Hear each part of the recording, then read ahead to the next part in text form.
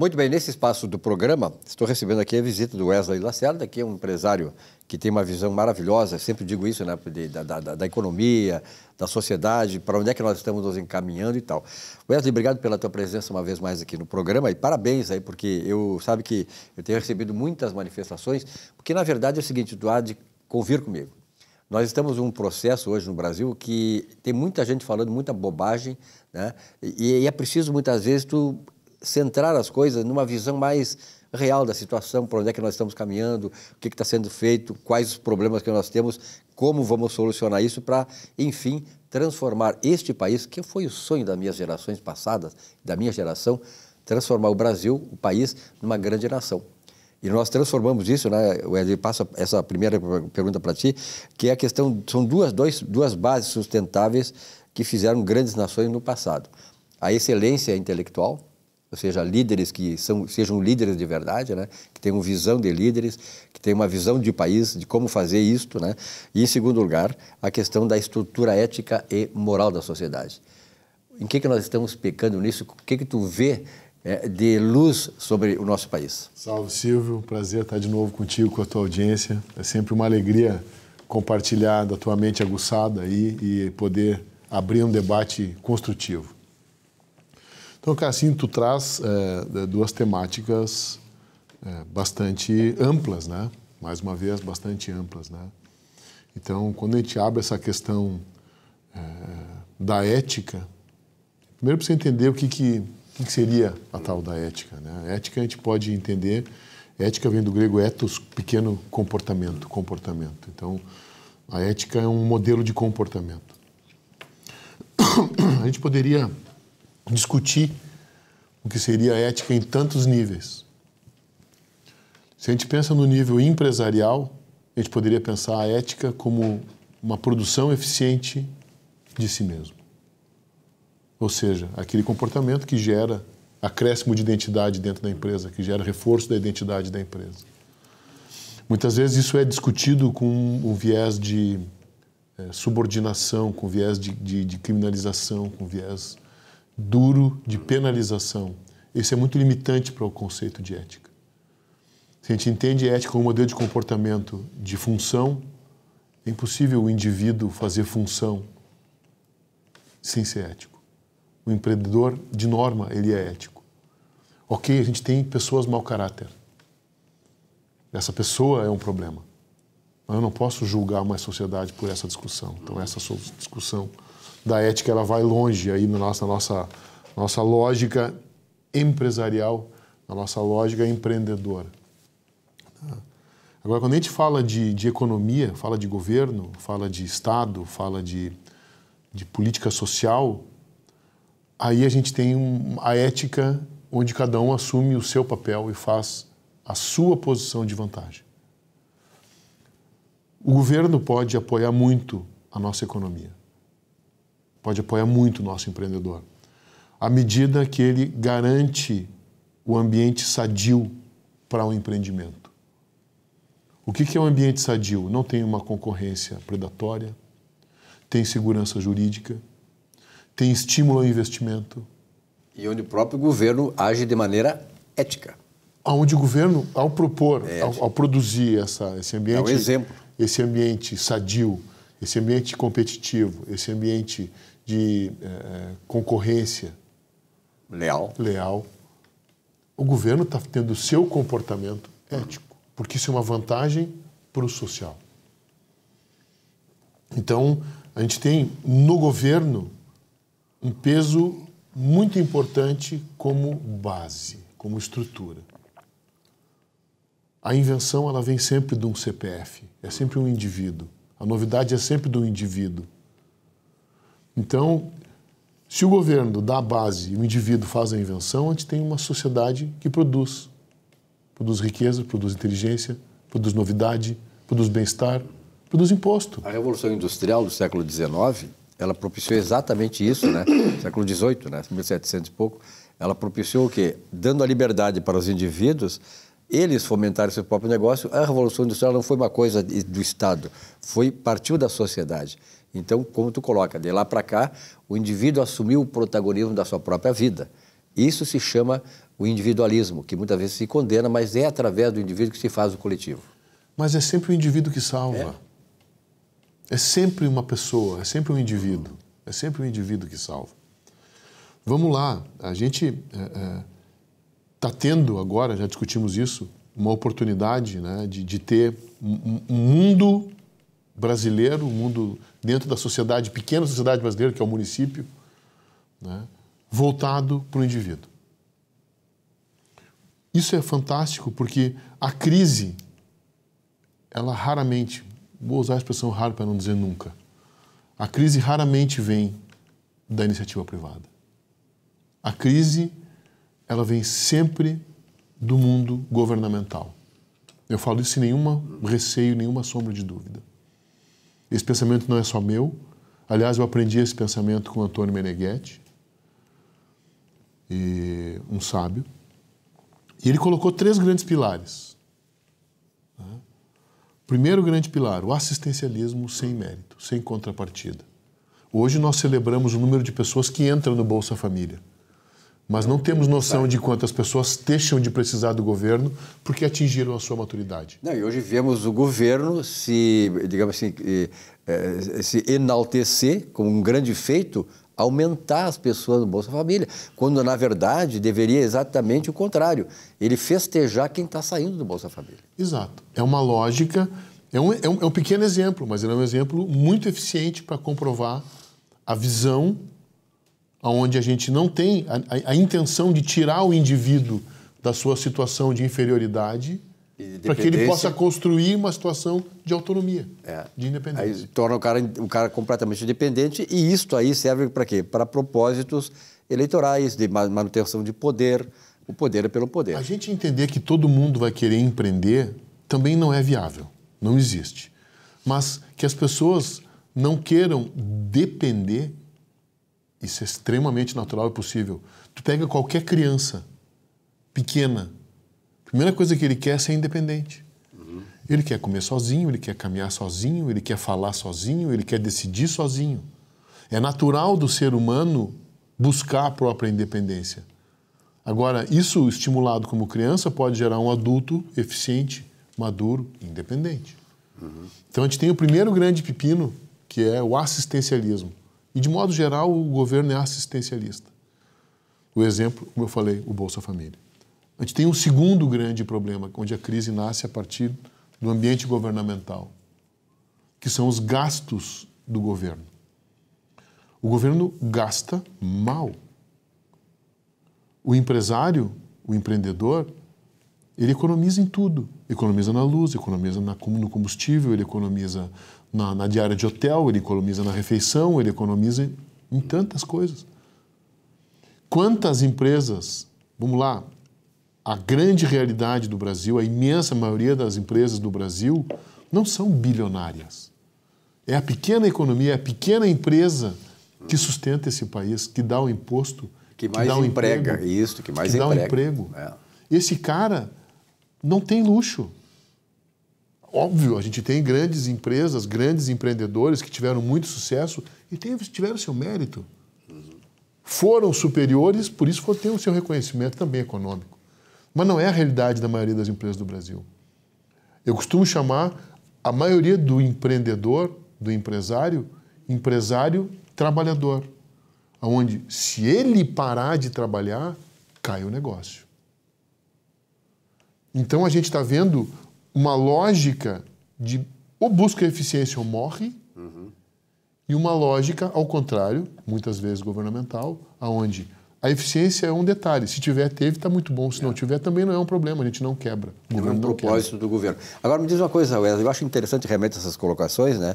Mas nós estamos aí num ano, 2024, está chegando ao seu final, mês que vem já temos o último mês do ano, e eu queria assim que tu me desse um balanço deste ano, resumidamente, o que aconteceu, quais os fatores que impediram, digamos assim, uma maior eficiência, um maior desenvolvimento do país e tal, e uma projeção para 2025. Eu tenho visto muitas já pessoas proféticas, de certa maneira, falando alguma coisa sobre 2025, e gostaria também de te ouvir sobre isso. 2025, assim, eu estou muito esperançoso com 2025. Muito esperançoso mesmo. né? Eu entendo que o empreendedor vai ter espaço, né? A gente vai ter, caso do Rio Grande do Sul, uma safra ótima, vai ter produção industrial ótima, vai ter evolução de riqueza e de emprego. Então, nós vamos ter um ambiente propício para o investimento no Rio Grande do Sul em 2025. Eu estou, pessoalmente, me preparando para aproveitar as boas oportunidades que vão nascer. E um ano ano eleitoral também, né? Essa é a discussão que a gente pode trazer para o quadro, né? Um ano onde, vamos lá, o governo no primeiro ano faz as maldades, o segundo ano tapa os buracos, o terceiro e o quarto ano de mandato, eles preparam a continuidade.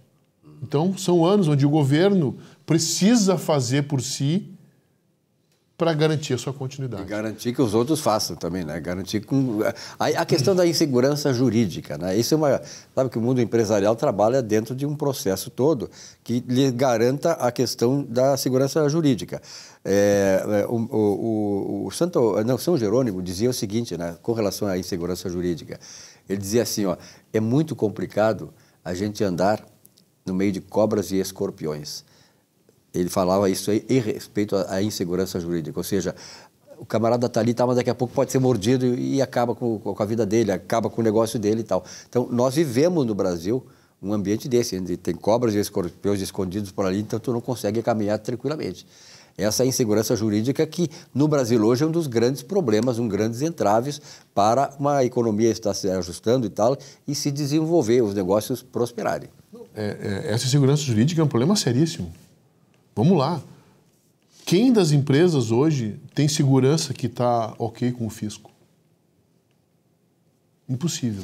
Todas as empresas sérias que eu conheço têm um fundo para alguma coisa que pode ter escapado. Tem legislações e interpretações que mudam. Aí é que está o negócio, né? E muda para trás. Muda para trás. Com efeito retroativo. Muda para trás. Então, assim, nós temos uma insegurança jurídica onde, por exemplo, conceitos básicos não são seguros. Nós estamos vendo agora. Não quero entrar nas discussões do nosso Supremo Tribunal Federal, mas nós estamos vendo que o simples posicionamento vira um modo de perda de espaço social. Então, a segurança jurídica, para mim, nós estamos num momento de receio. Então, nós vamos ter um movimento de crescimento no Brasil. Eu entendo que vai vir capital de fora investir no Brasil. E o meu receio é se quem vai crescer com esse movimento econômico vão ser os brasileiros. A gente está vendo aproximação de muitos países com o Brasil. A China, tivemos agora Xi Jinping, né? Muitos acordos laterais. Acho interessante o Brasil ter sido prudente e não entrar na nova rota da seda, né? Mas a China já está construindo na Venezuela, já está construindo na Bolívia, já está construindo na Colômbia. Eles precisam de mercado. Eles precisam de mercado. Eles não conseguem mais crescer a economia chinesa dentro do mercado chinês. Ela se esgotou o modelo dele, já esgotou. Ele precisa crescer, fazer mais mercado para eles. Wesley, eu queria te fazer uma provocação, porque, na verdade, assim, o mundo todo, na verdade, né, se tu pegar os Estados Unidos, por exemplo, que é a grande economia, primeira grande economia de mercado, primeiro país desenvolvido, próspero e tal, com as suas características e tal. O ano que vem, dia 20 de janeiro, assume Donald Trump. A assunção do Trump como presidente dos Estados Unidos, da tua lógica, o que pode mudar do ponto de vista da geopolítica da América do Sul? É muito interessante a posição do presidente Trump. Primeiro, porque ele é um desenvolvimentista. Ele vai proteger a empresa americana. Então, o brasileiro que quiser concorrer nos Estados Unidos vai ter que ser bom. Muito bom, porque o Trump vai proteger a empresa americana. Ao contrário de Quisera eu ter no Brasil. Exatamente, ao governo contrário. Que pensasse assim, vamos proteger a empresa brasileira. Ao contrário de muitos presidentes que não protegem as suas empresas. Né? Nós temos no Brasil, nesse momento, um governo que pensa que o Estado é que é o grande provedor. Então, a empresa é um mal necessário para ganhar imposto. O empresário é sacana, mal... Mas nós já vivemos esse mundo 1000 vezes, já saímos desse, está tudo bem. Agora, com relação aos Estados Unidos, a gente vai ter um crescimento, um possível crescimento da economia americana. A economia americana vem sofrendo. Eu faço uma provocação. Experimenta pegar um carro e atravessar de carro todos os Estados Unidos. Vamos ver se vocês conseguem, com tranquilidade. A liberdade hoje é relativa, também nos Estados Unidos. Mas o que isso quer dizer? Que os Estados Unidos ele é intervencionista. Aonde a gente tem uma nação com esse poderio, qualquer desajuste ou desalinhamento no seu continente afeta ele diretamente.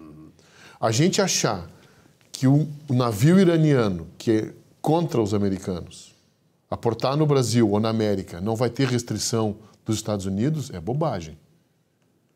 Imagina se o nosso vizinho de fronteira aqui, pegar um vizinho amigo, o Paraguai, faz a bomba atômica. A política do Brasil, que é o grande líder geopolítico da região, é a mesma agora com o Paraguai? Não é. Então, imaginar que uma nação como os Estados Unidos, que nesse momento vai entrar numa situação de proteção do seu ecoambiente, vai aceitar qualquer risco, não vai funcionar. Então, o que nós vamos ter é uma possibilidade enorme de empresas americanas crescendo no Brasil, protegidas pelo Estado americano, para tomar espaço de empresas chinesas, de empresas europeias.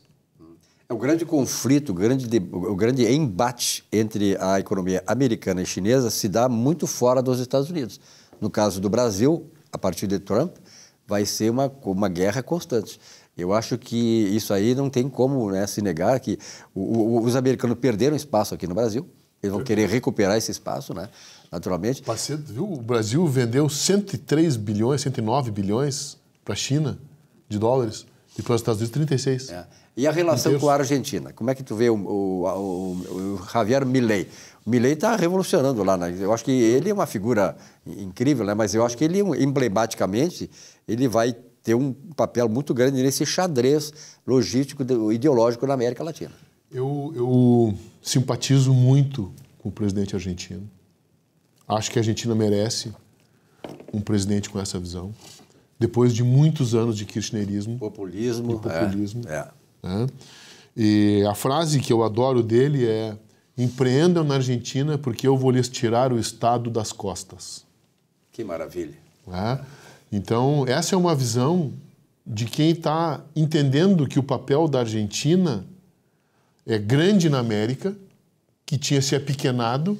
A Argentina é um excelente produtor de carne, trigo, de arroz, de tudo. Autossuficiente, né? Autossuficiente, de indústria. Muitos veículos brasileiros vêm da Argentina. Eu acho que a Argentina já começou, né, e com o Milei vai se acentuar isso, de repente até sobrepujar a liderança do Brasil na América.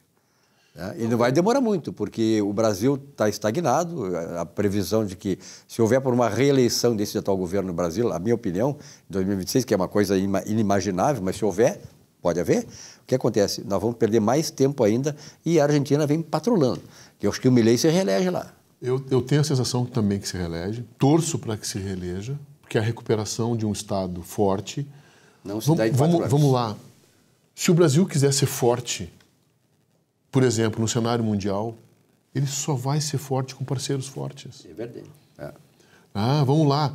Se a gente perdeu a força do bloco Mercosul internacionalmente por causa dessas perdas, por exemplo, como aconteceu no Estado argentino, que quebrou a Argentina. Quebrou a Argentina. Então, o Brasil forte significa os seus parceiros fortes, um bloco forte. Aí nós temos força mundial. É o que os Estados Unidos está fazendo. Ele está levando agora nas costas o Canadá, toreando o México para que não invada, mas que seja função, e está expandindo os Estados Unidos para todo mundo. De novo, né? Os Estados Unidos vão voltar a ter esse protagonismo. É uma intenção, vai conseguir, não sei, o mundo não é tão simples de aceitar. Mas a relação Brasil-Argentina poderia ser uma enorme vantagem para a América do Sul. Para os dois, né? E para a América. E para a América do Sul. Porque que é um bloco econômico pujante, que compra melhor, que vende melhor, que coopera onde cada um é melhor. Então, eu vejo com grande satisfação o movimento que está acontecendo na Argentina e espero, em algum momento, que também tenhamos uma guinada nessa direção no Brasil. Wesley, nós poderíamos conversar vários minutos mais, mas na verdade assim, a gente sabe que em televisão a gente tem que ter um certo tempo, porque daqui a pouco não o assunto vai ser esgotado, mas daqui a pouco nós sabemos que há o time do telespectador também. Claro. Tá? Então nós sabemos que existe o time nosso aqui e o time do telespectador. Mas eu tenho a certeza, viu, que esse tipo de assunto, e tenho recebido muitos cumprimentos por te trazer aqui no programa, exatamente porque as pessoas precisam exatamente ter esse conhecimento mais amplo, do ponto de vista histórico, né, geográfico e político das coisas, porque nós não vivemos num mundo isolado. Então, isso é importante. E o Wesley traz essa percepção toda, né? E eu te cumprimento por isso. Se tu quiser alguma mensagem final. Eu queria fazer uma mensagem final, que é assim, a gente está se preparando para 2025, encerrando aqui uma celebração de 24. Por mais duro que tenha sido, acho que a gente teve a possibilidade de produzir novidade.